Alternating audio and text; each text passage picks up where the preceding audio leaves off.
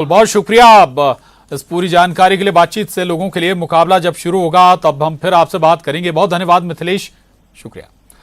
आगे बढ़ेंगे और अब खबर रायपुर से है। बड़ी खबर है, एसआई अभ्यर्थियों का विरोध प्रदर्शन। भर्ती परीक्षाएं रद्द किए जाने को लेकर यह विरोध प्रदर्शन है। पुलिस विभाग में एसआई भर्ती रद्द होने को लेकर विरोध प्रदर्शन किया जा रहा है। अभ्यर्थी काला दिवस मना रहे हैं।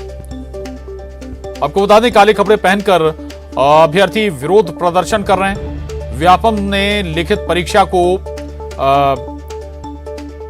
रद्द कर दिया है और सब इंस्पेक्टर का जो एग्जाम है उसे रद्द कर दिया। पीएससी, व्यापम और अन्य भर्ती परीक्षाओं के अभ्यर्थी भी रायपुर के धरना स्थल में जुटे हैं।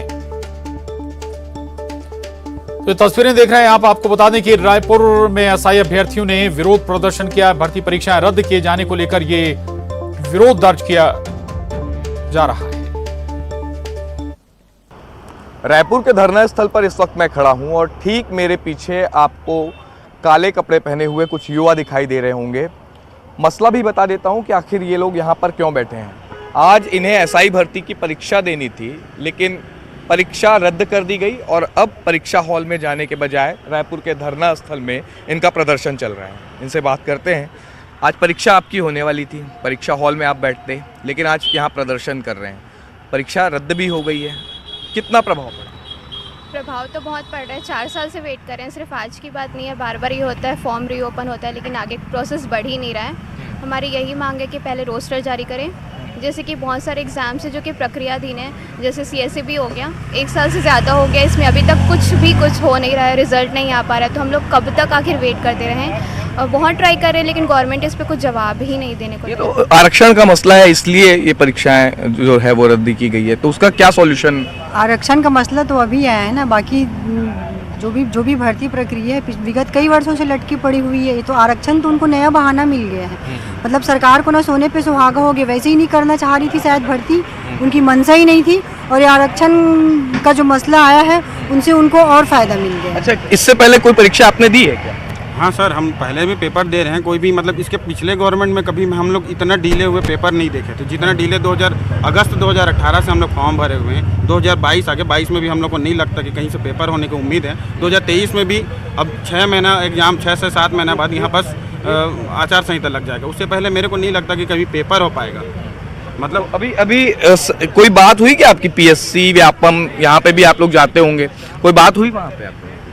सर, हम लोग जब भी जाते हैं उनका एक ही जवाब रहता है कि 1-2 महीने में होने वाला है, 1-2 महीने होने वाला है। सर, इनका ये 1-2 महीना जो है 4 साल से चला आ रहा है, तो इनके पास जाने का कोई अर्थ नहीं निकलता है हमारा। ये बस झूठा आश्वासन देते हैं और कुछ होता नहीं है।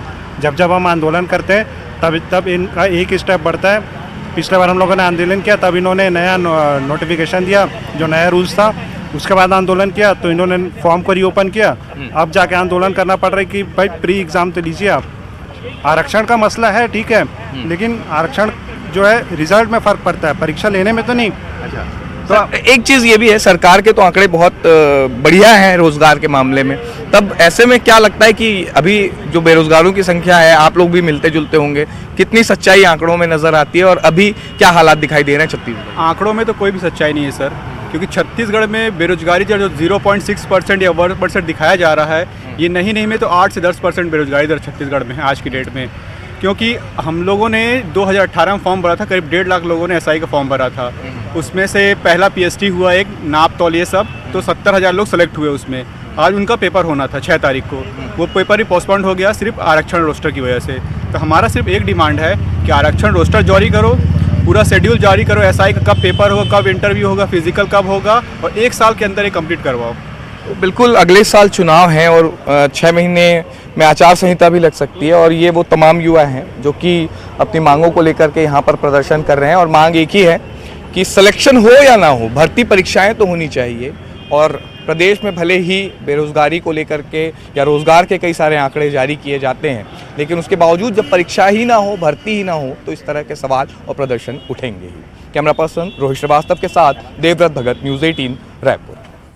और देवव्रत भगत हमारे साथ रायपुर से जुड़ रहे हैं और जानकारी के साथ। देवव्रत, सत्ताधारी दल के लिए ऐसे प्रदर्शन चिंता का सबब तो होने चाहिए, खासतौर से जब चुनाव बहुत दूर ना हो। दूसरी बात यह कि भाई क्यों बार बार रद्द किए जा रहे हैं एग्जाम? ऐसे में क्या दूसरा विकल्प इनके सामने नजर आता है।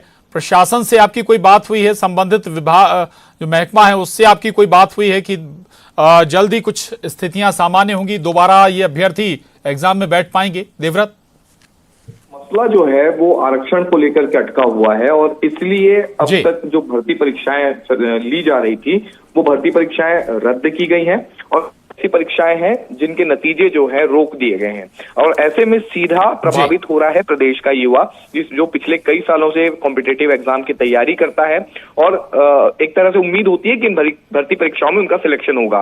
भर्ती परीक्षाओं पर रोक लग जाए और सिलेक्शन ना हो वो बात अलग है, लेकिन परीक्षाएं जो है वो तो होनी ही चाहिए। और एसआई की भर्ती जो है वो 2018 से लंबित है।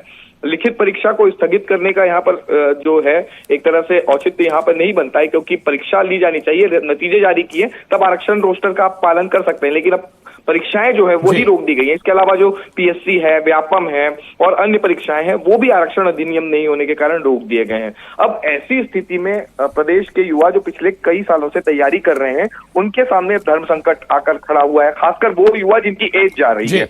और एक तरह से ये भी हो सकता है कि साल पीएससी जो 0 ईयर घोषित हो जाए, तो बड़ी परीक्षाएं जो है वो आरक्षण के चक्कर में रुकी हुई है और एक तरह से सीधे प्रभावित प्रदेश का युवा है। जी बिल्कुल बिल्कुल, युवा इसमें, और बहुत सारे युवा ऐसे हैं जिसका जिक्र भी देवव्रत कर रहे थे कि ओवर एज भी हो सकते हैं, यानी कि उनके सामने से ये मौका गायब हो सकता है, जा सकता है। बहुत शुक्रिया आपका इस पूरी जानकारी के लिए देवव्रत। आगे बढ़ेंगे और बड़ी खबर रायगढ़ से, जहां महिला